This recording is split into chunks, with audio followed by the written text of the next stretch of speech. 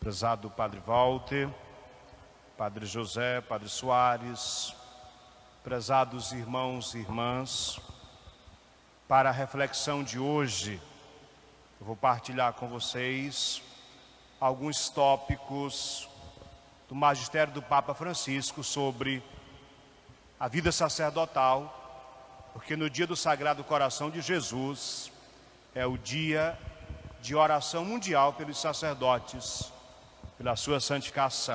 O Papa Francisco disse uma vez aos sacerdotes: muito obrigado pela alegria com que soubestes doar a sua vida, mostrando um coração que ao longo dos anos combateu e lutou para não se tornar estreito nem amargurado.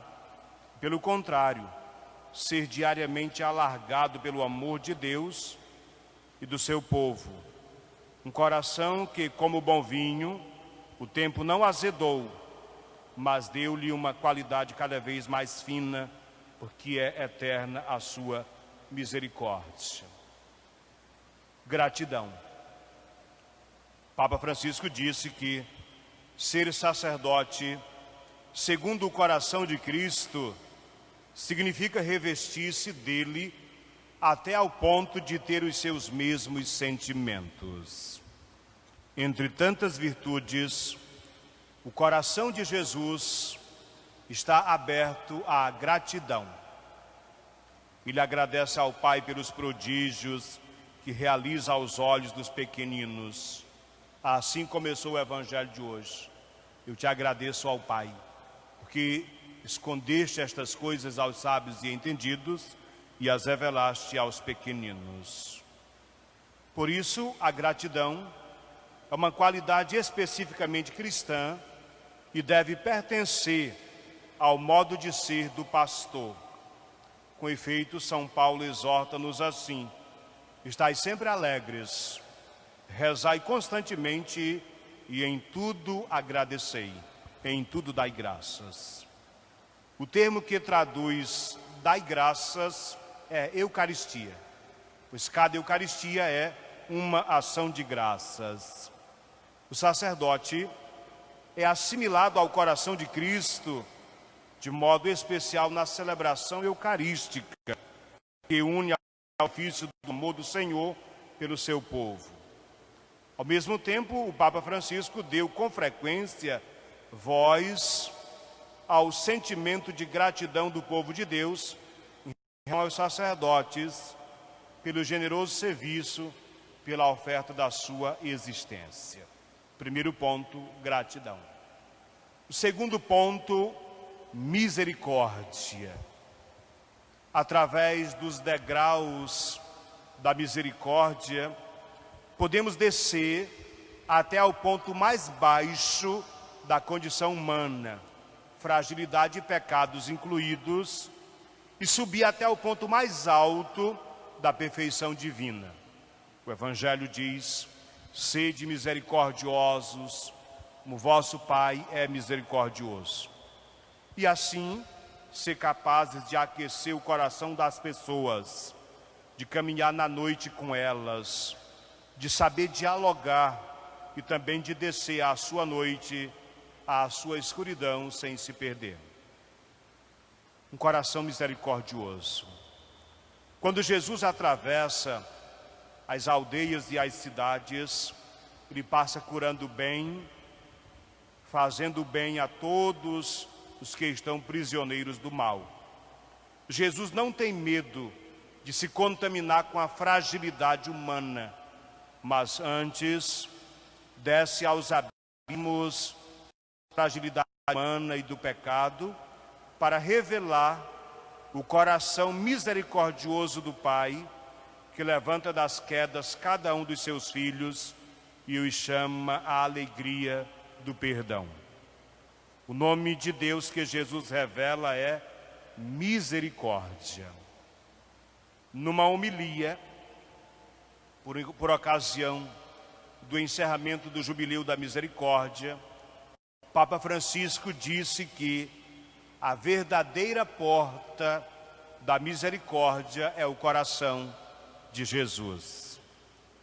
O sacerdote, configurado com Cristo, é, antes de mais, o ministro da misericórdia e da reconciliação, levando no seu coração a memória de ter sido olhado e chamado pelo Senhor, não pelos méritos pessoais, e fazendo diariamente a experiência de ser tocado pela misericórdia de Deus em tudo aquilo que vive e realiza, deve tornar-se sinal acolhedor do amor de Deus, que quer chegar a todos nós, em todas as situações da vida, para curar o mal.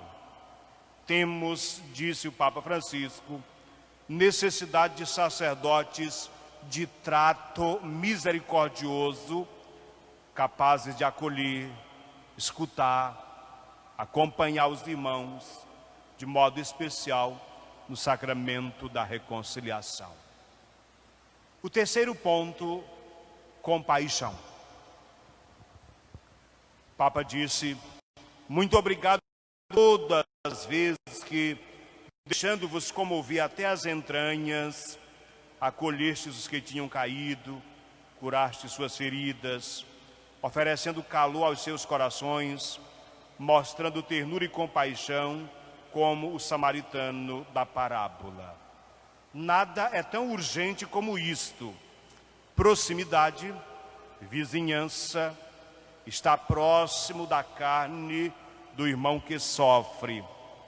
Quanto bem faz o exemplo de um sacerdote que se aproxima e não se afasta das feridas dos seus irmãos.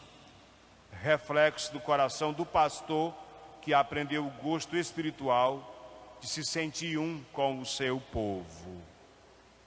Os evangelhos narram com frequência que Jesus, à vista das pessoas cansadas e oprimidas, sente profunda compaixão. As suas entranhas comovem-se, especialmente quando se confronta com a dor e o sofrimento provocados pela doença, pela marginalização e por toda a forma de pobreza espiritual e também material. Próximo ponto, vigilância. Desiludidos com a realidade, com a igreja ou conosco mesmos, podemos correr à tentação de nos agarrar a uma tristeza adocicada, a que os padres do Oriente chamam assédia.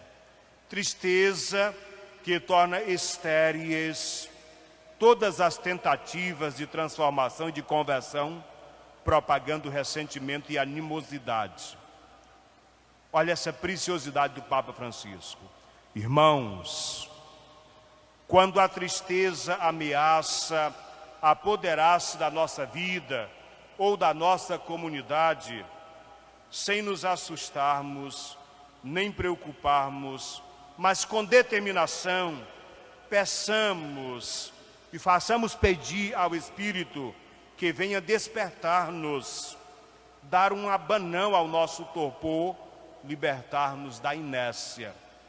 Desafiemos a rotina, abramos bem os olhos e os ouvidos e, sobretudo, o coração, para nos deixarmos desligar daquilo que sucede ao nosso redor, pelo grito da palavra viva e eficaz do ressuscitado. Vigilância, para que não nos tornemos pessoas amarguradas, tristes, que não transmite alegria nem esperança para ninguém. Pois ninguém vai se animar por seguir Jesus, escutando o anúncio proclamado pelos lábios de uma pessoa triste. E último ponto, coragem. O Papa disse: para manter o coração corajoso, é necessário não descurar estes dois vínculos constitutivos da nossa identidade. O primeiro, com Jesus. Sempre que nos desligamos de Jesus ou descuramos a nossa relação com Ele, pouco a pouco o nosso compromisso torna-se árido e as nossas lâmpadas ficam sem azeite e sem condições de iluminar a vida. Neste sentido, queria encorajar-vos a não descurar o acompanhamento espiritual, tendo um irmão com quem falar, confrontar-se, discutir e discernir em plena confiança e transparência o próprio caminho. O outro é o seguinte: além do vínculo com Cristo, diz o forçai e alimentai o vínculo com o vosso povo. Não vos isoleis da vossa gente, nem dos demais presbíteros ou das comunidades. Menos ainda, não vos entrincheireis em grupos fechados ou elitistas. Isto acaba por sufocar e envenenar o espírito.